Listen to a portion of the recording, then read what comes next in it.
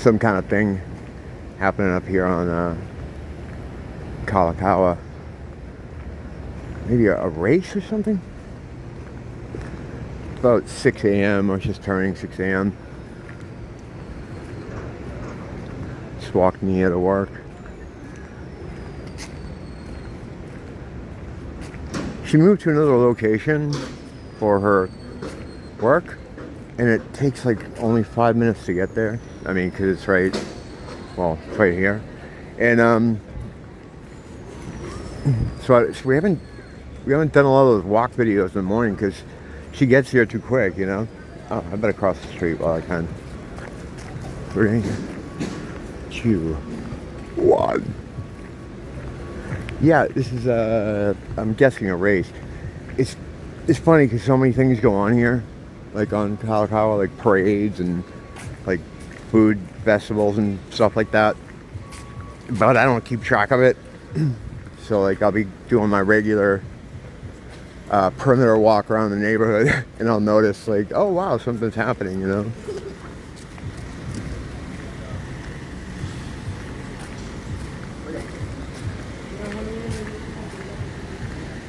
I got pulled into one of these places one day and got a Botox treatment done.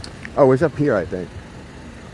There are these people that they stand out in front of places, and I'm too nice sometimes, so it was some guy, and he's like handing out cards or something. I'm trying to ignore him, and I'm like, hey man, you know, I can't blow people off. So like, you know, I'm trying to be cool. This is it right here. This is the building. This is the place here. And next thing I know, I'm in one of those chairs over there.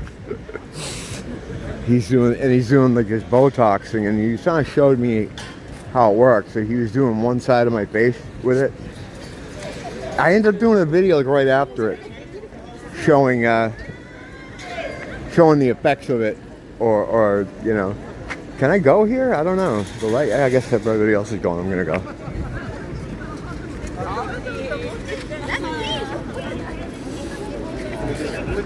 Can't take it, everybody.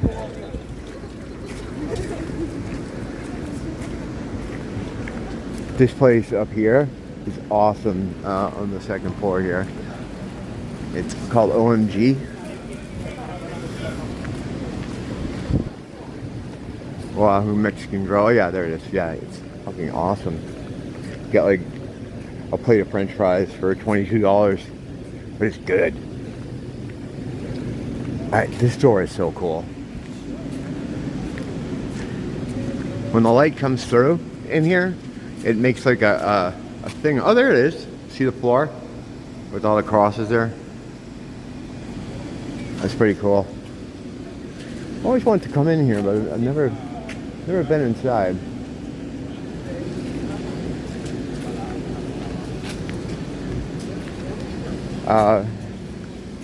Being a Christian, people who find out or know I'm a Christian, they always ask where I go to church. I'm like, I don't go to church. And it confuses people sometimes, but organized religion is one thing. Following Christ is another thing.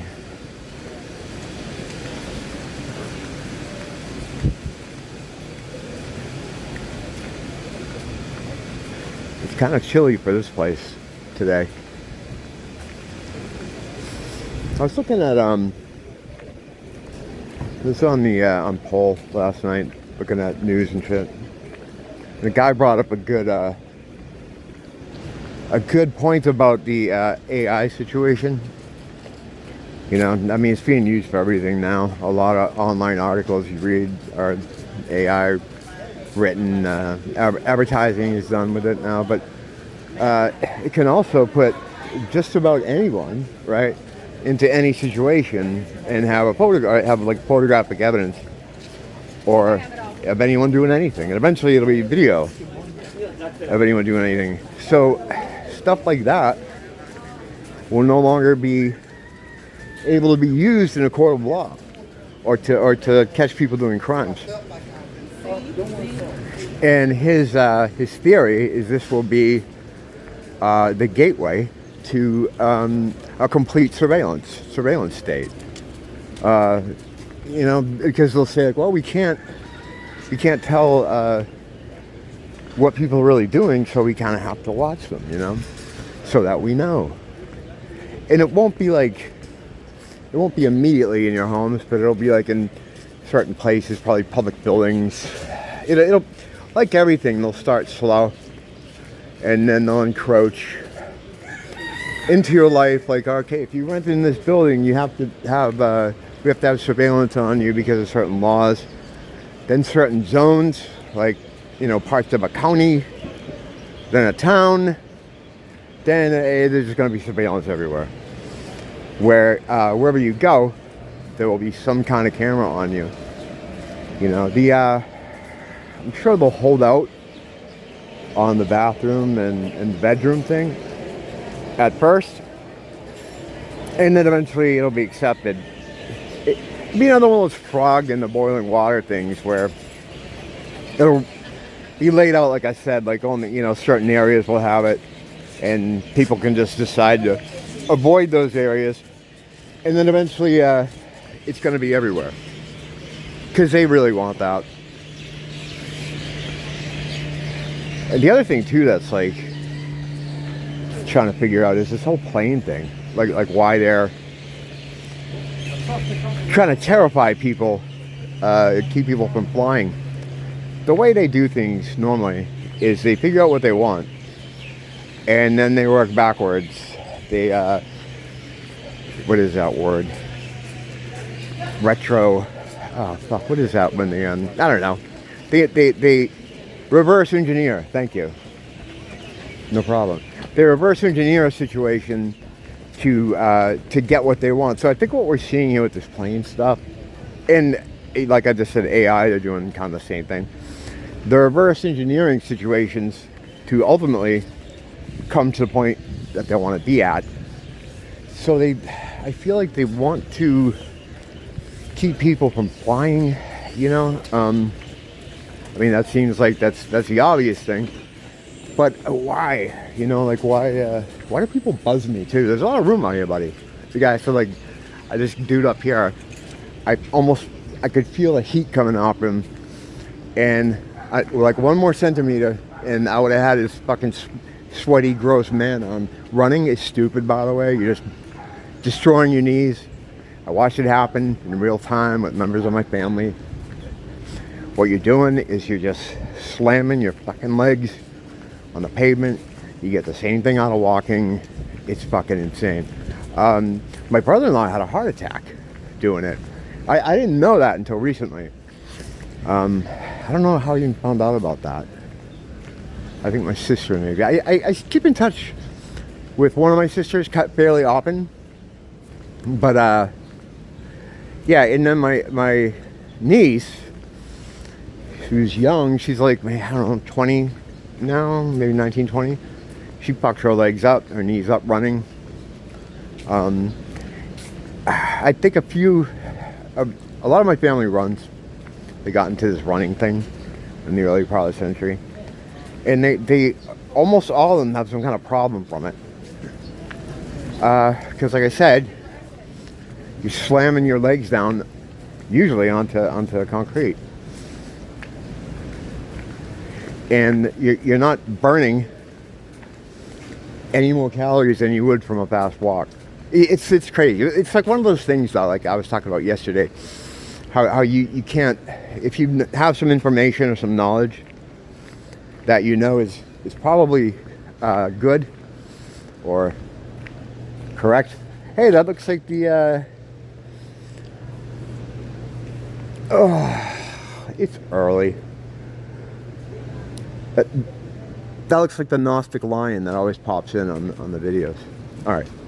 Yeah, you know, you can't tell people something like that because they don't believe you. You have to find out on their own. I mean, that's way more normal. You know, telling them that it's kind of dangerous to be running constantly. Do I want to, why are they racing on the sidewalk though? It's kind of weird. Like, shouldn't they maybe be in the street? I'm trying to think if I want to go here, because if they're racing on the sidewalks, which seems, does that seem, is that just me, or does it seem weird to you? Usually people, when they have, you know, races, they put them in the street, but no, they're not. It's fucking, oh, it's so fucked up here. You know, it's not a bastion of common sense here in Hawaii. I've seen things here, like, yesterday I was talking about just trying to go into a store and buy something. And I remember saying, I've never experienced anything like this until I moved here. There's a lot of those things. Like, I've never seen X until I moved here. Because it's not America. It isn't the US. It's an occupied territory. This is the nation of Hawaii, you know? And the only reason, I mean, you think it's like, you think you're in America because of the stuff like this, you know, corporate stores and stuff, but the culture is so different, as it should be, because it's a different country. How is this in any way the United States of America? It's way out, it's a little dot in the middle of the Pacific. Very dubious as to how they found it anyway. Oh no, they were just sailing around. Okay, whatever. That's the thing, like, I have a real problem with. I was reading some, I have all these National Geographic magazines I've been buying recently. And there was one about Egypt. It's an Egyptian society and early Egyptian stuff. And I'm reading it, and it's just like, well, is any of this real? Like, did any of this happen?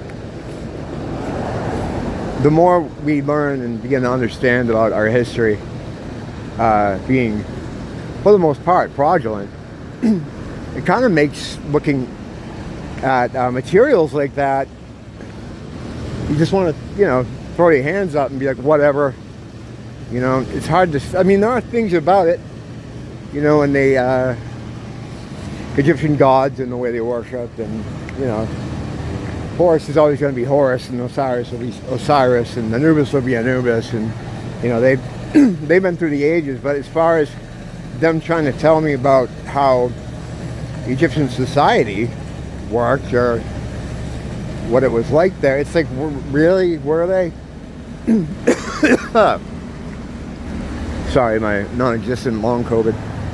The yeah, it's like, I don't know, it's like sometimes I'm like, am I wasting my time even looking at this stuff? And as far as I'm concerned, our time, I mean, being people within our lifetime, we kicked off in the late 1800s. There was some kind of demarcation line between the people of old and the people that exist now, with this current history with the Holocaust and the North Atlantic slave trade and Christopher Columbus and the evil white man clearing the Indians off their land. It's like the Civil War, Revolutionary War. It's a fiction. It's all a history. It's all a story. And it feels in a lot of ways like it's a set script that they use. Maybe they use the same script every time they reset. You know, maybe there's like a different Adolf Hitler every time, someone playing the part of Hitler for this script, like a show. I mean, the more that I look at things, the more and more it feels like it's a movie set. You know, and they're just doing they're running through a script. You know, like every aspect of it, like every aspect of it is like kayfabe. You know, it's all a work. It's all professional wrestling. So when you're looking at history, it's like, well, did this stuff really happen, or is this just another scripted incident that's in the history book? You know, and once we're done, oh, wait, You always gotta carry on there. I haven't got one in a while. Too quiet though. A little quiet. I'll try the cigarette trick.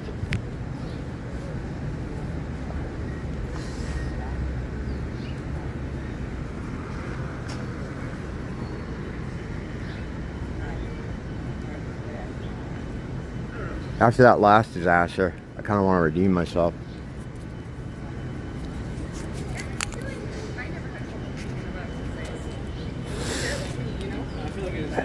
Christmas lights look nice.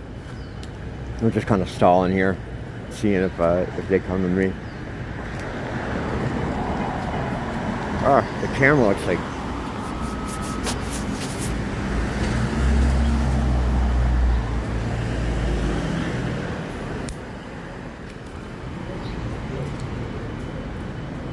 no Latin. No anger. Yeah, sometimes it's just, people have different conditions, which I do also believe is spiritually based, as I was saying, all mental health has at least an aspect of spiritual health involved there too. It's not just your brain being like, oh, the brain's wired bad. It's like, what does that even mean? Well, I mean, your brain's mechanical, so yeah, I guess. No dice. I don't think she's not exhibiting the regular telltale signs. I think confusion, talking to herself, but the volume and the aggression is usually a sign that we got one in there. Oh, she just dropped something. I was gonna go pick it up for her, but all right, now she's up. She's doing her own thing. All right. I mean, I could be wrong, but in most cases, in my experience, usually if there's a demonic presence, it's a lot louder. There's a lot more yelling, and she seems to be making coherent words, even though they seem to be a little bit out of order. She's just distressed in some way.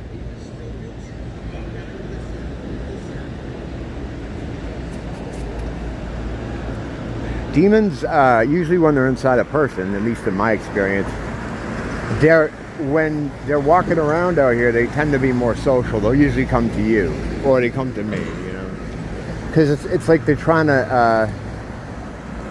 They're even if they're in a body, they're always looking out for another one to get into, one with more longevity, or one that looks more socially acceptable. They understand all that shit. They're not dumb. They sound dumb a lot of times. They have a hard time getting their words together, and I think a lot of it is because they're a frequency. They exist on a frequency, and like a radio, when you're walking around,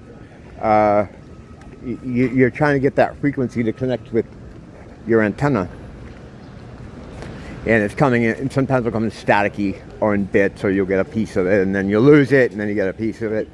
It seems to me that it works kind of in the same way. They're on a frequency, and they're trying to get into that body, and as they're trying to acclimate themselves into that body, the articulation machine does a lot of sputtering, but the one thing that's usually fairly consistent is the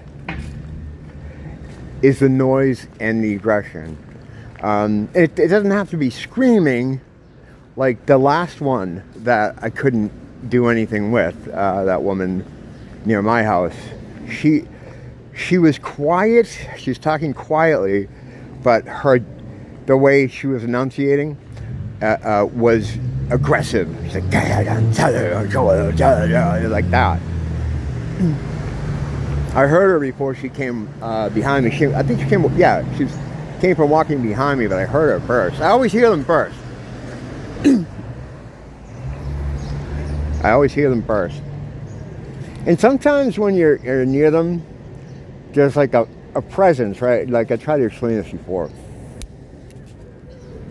It's not a smell, but it's like a smell. It's a sense beyond the six senses we have.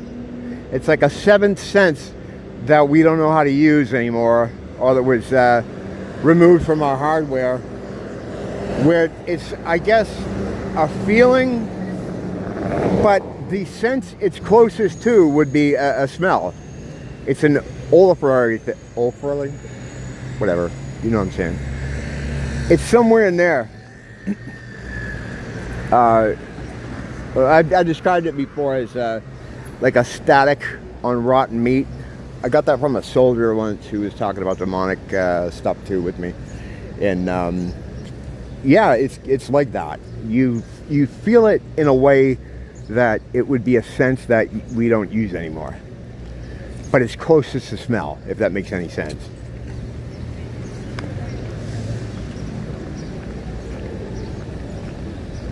Yeah, occasionally I'll meet someone that knows exactly what I'm talking about. A lot of homeless people I've had conversations with about entities out here.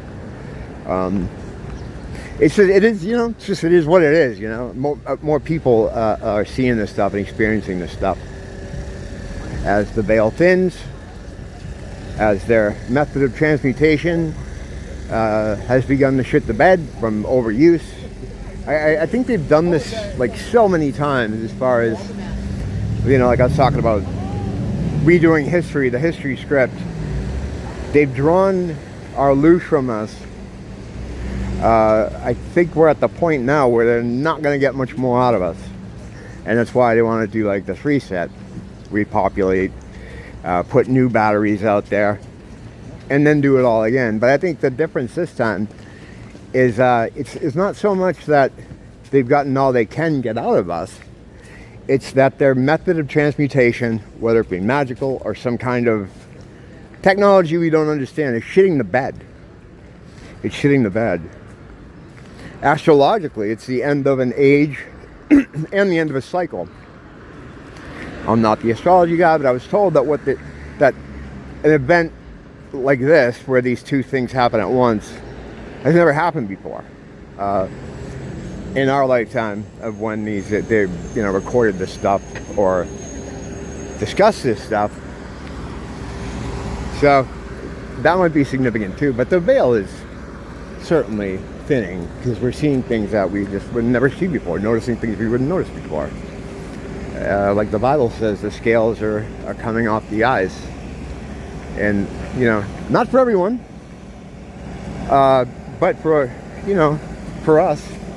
Yes, you know.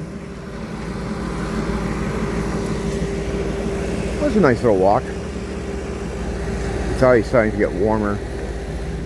Alright, I don't need this cigarette. I just lit her up to try to attract that lady back there who I thought might be a live one, but she would have came to me. They always come to you. They're pretty social. Oh my God.